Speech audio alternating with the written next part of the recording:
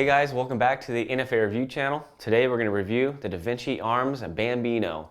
Many of you first heard of Davinci Arms right here on the NFA Review channel when we did a little sneak peek of their Leggero lightweight handguard that we debuted on our New Gun Parts to Feed Your Addiction episode, I think it was 3. So anyway, the Bambino, let's get right down to it. All right, the first thing I noticed when I picked this up is that the case on it is actually really neat. It just unscrews like so, takes up less space in your safe.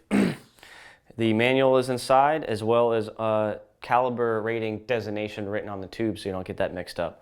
And of course the suppressor. All right, the Bambino comes in at a length of 5.5 inches, a front diameter, or I should say a body diameter of 1 inch, and the retention cap comes in at 1.15 inches.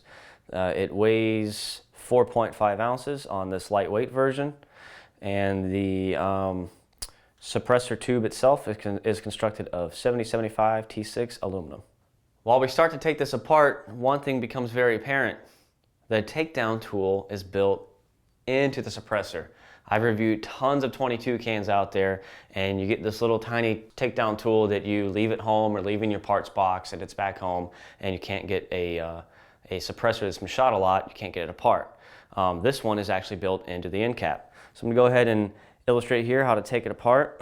This is left-hand threads, so you don't have any issues with it getting stuck on your gun.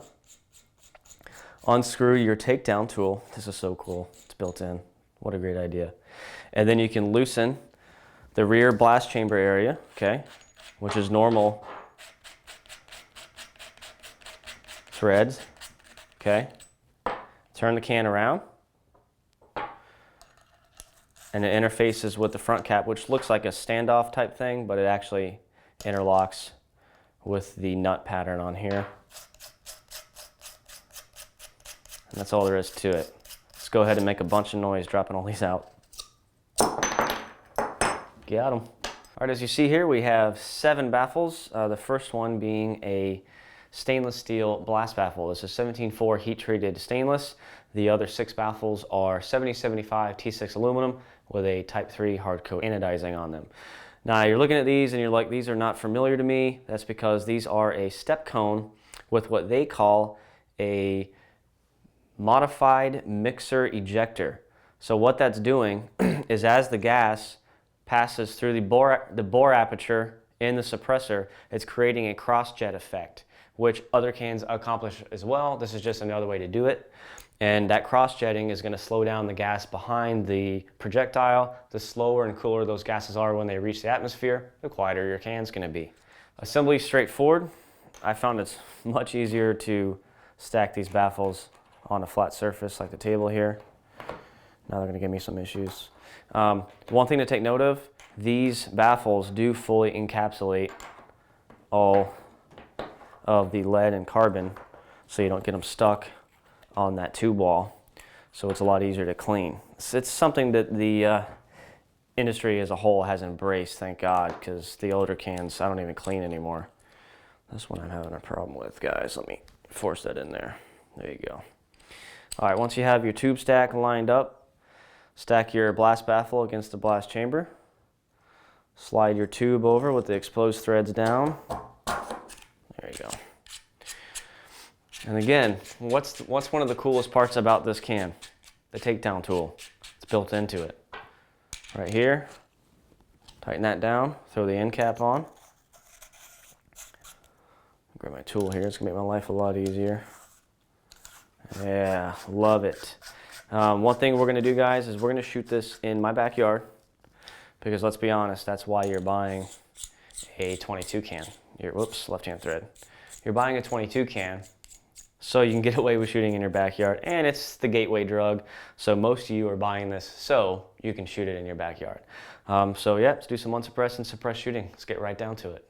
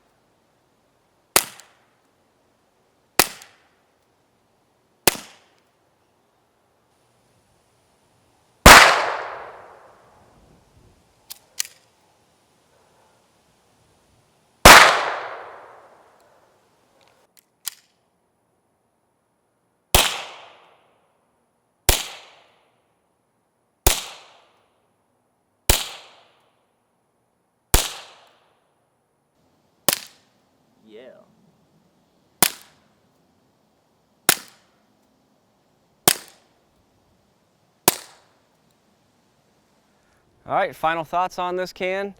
We did have a little first round pop. It settled down at shot 2 through the rest. We are shooting worst case here.